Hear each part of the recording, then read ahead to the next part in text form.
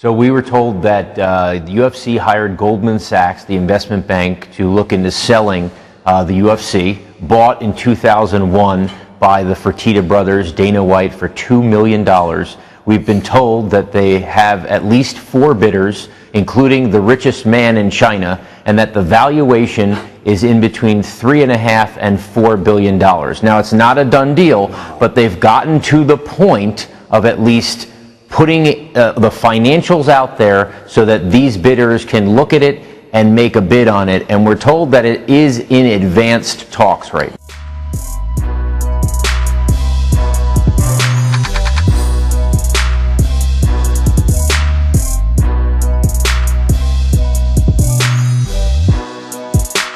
Yeah, we're not up for sale. We're always doing, we're always working on deals and our expansion globally.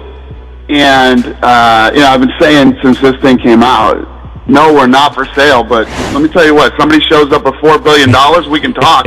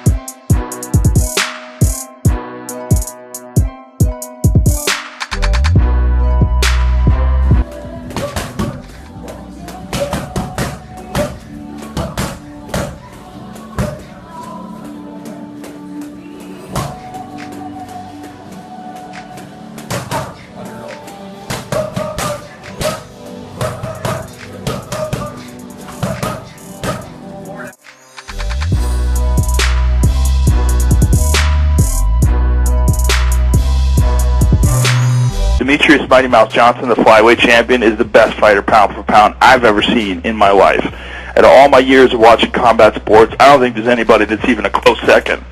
He's the best. Okay. The problem is he's 125 pounds and 5'3", and people look at him and they just don't think that a 5'3", 125-pound fighter could be the best fighter in the world. But when you look at the guys that he's fighting and the way he beats them, he just fought Olympic gold medalist Henry Cejudo and destroyed him in 1 round. I mean, he's amazing. His technique is he's got the broadest spectrum of possibilities of how he could win a fight.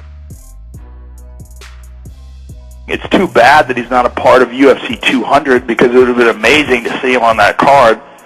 But I think ultimately that fight will get made, probably in UFC 202.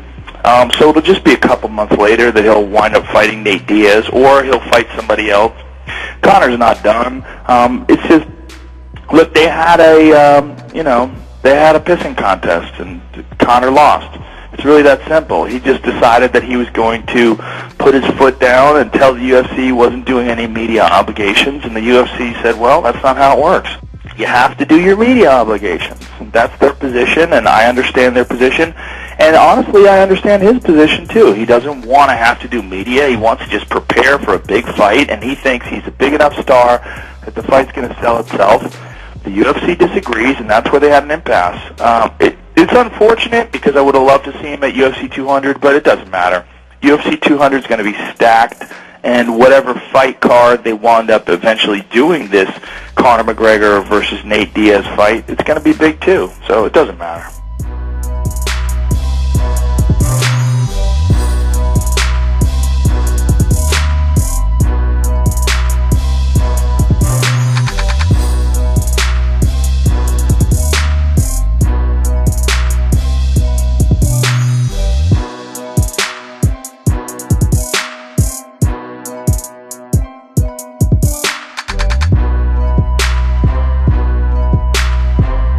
Listen, if Floyd wants to fight Conor, call me, Floyd.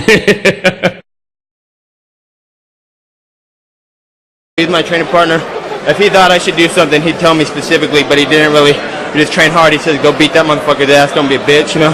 There you go. Goodness. Nice job. Back to you, Kevin. I'm not surprised, motherfuckers.